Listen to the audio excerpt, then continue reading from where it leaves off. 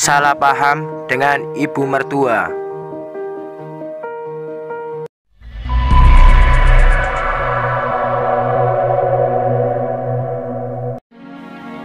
Renungan buat para istri-istri. Pagi-pagi sekali Sarah mengetuk pintu rumah ibunya. Ia menggendong anaknya dan membawa satu tas besar di tangan kanannya. Dari matanya yang sembab dan merah, ibunya sudah tahu kalau Sarah pasti habis bertengkar lagi dengan suaminya.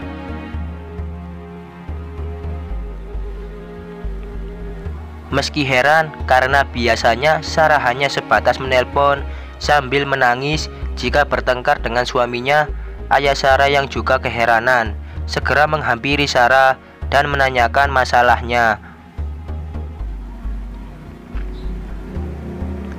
Sarah mulai menceritakan awal pertengkarannya dengan suaminya tadi malam. Sarah kecewa karena suaminya telah membohongi Sarah selama ini. Sarah menemukan buku rekening suaminya terjatuh di dalam mobil.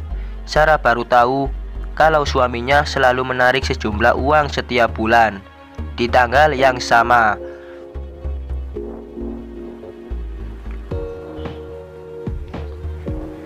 Sementara Sarah tahu uang yang Sarah terima pun sejumlah uang yang sama. Berarti sudah 1 tahun lebih suaminya membagi uangnya. Setengah untuk Sarah, setengah untuk yang lain. Jangan-jangan ada wanita lain. Ayah Sarah hanya menghela nafas. Wajah bijaksananya tidak menampakkan rasa kaget ataupun marah. Sarah, yang pertama, langkahmu datang ke rumah ayah sudah dilaknat Allah dan para malaikatnya karena meninggalkan rumah tanpa seizin suamimu. Kalimat ayah sontak membuat Sarah kebingungan.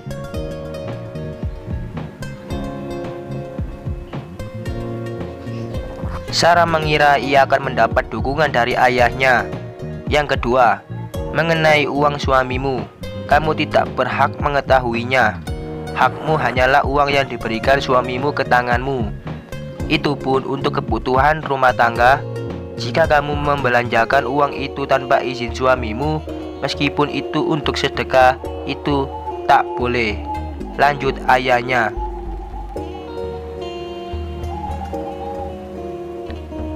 Sarah, suamimu menelpon ayah dan mengatakan bahwa sebenarnya uang itu memang diberikan setiap bulan untuk seorang wanita.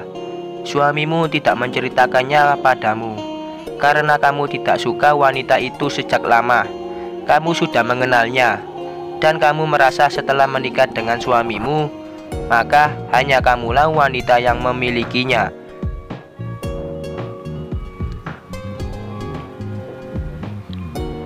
Suamimu meminta maaf kepada ayah karena ia hanya berusaha menghindari pertengkaran denganmu.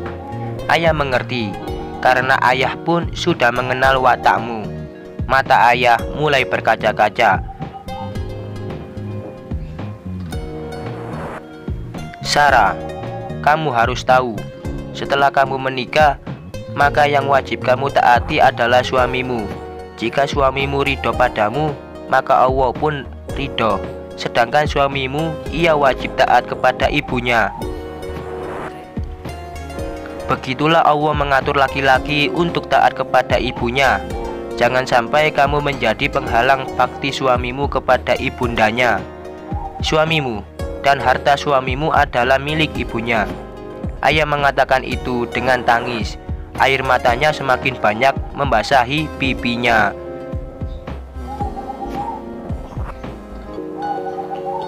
Seorang ibu melahirkan anaknya dengan susah payah dan kesakitan. Kemudian ia membesarkannya hingga dewasa, hingga anak laki-lakinya menikah. Ia melepaskannya begitu saja. Kemudian anak laki-laki itu akan sibuk dengan kehidupan barunya. Bekerja untuk keluarga barunya, mengerahkan seluruh hidupnya untuk istri dan anak-anaknya. Anak laki-laki itu hanya menyisakan sedikit waktu untuk sesekali berjumpa dengan ibunya. Sebulan sekali atau bahkan hanya 1 tahun sekali. Kamu yang sejak awal menikah tak suka dengan ibu mertuamu. Kenapa? Karena rumahnya kecil dan sempit, sehingga kamu merajuk kepada suamimu bahwa kamu tidak bisa tidur di sana. Anak-anakmu pun tidak akan betah di sana. Sarah, mendengar ini ayah sakit sekali. Lalu, jika kamu saja merasa tidak nyaman tidur di sana, bagaimana dengan ibu mertuamu yang dibiarkan saja untuk tinggal di sana? Uang itu diberikan untuk ibunya. Suamimu ingin ayahnya berhenti berkeliling menjual gorengan.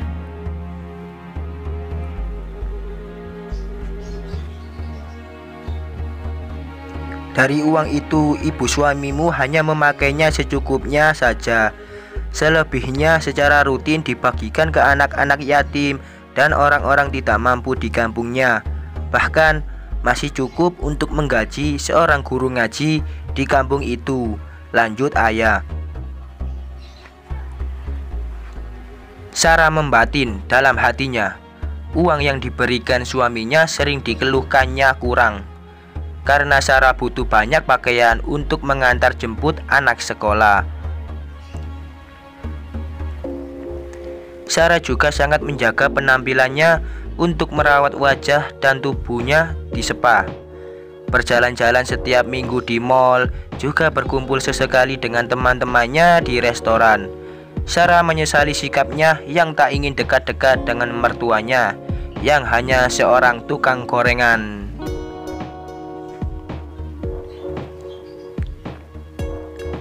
Tukang gorengan yang berhasil menjadikan suaminya seorang sarjana, mendapatkan pekerjaan yang diidam-idamkan banyak orang, berhasil mandiri, hingga Sarah bisa menempati rumah yang nyaman dan mobil yang bisa ia gunakan setiap hari.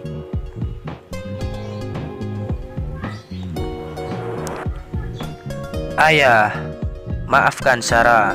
Tangis Sarah meledak. Ibunda Sarah yang sejak tadi duduk di samping Sarah segera memeluk Sarah. Sarah, kembalilah ke rumah suamimu. Ia orang baik, nak. Bantulah suamimu berbakti kepada orang tuanya. Bantu suamimu menggapai surganya. Dan dengan sendirinya, ketaatanmu kepada suamimu bisa mengantarkanmu ke surga. Ibunda Sarah membisikkan kalimat itu ke telinga Sarah.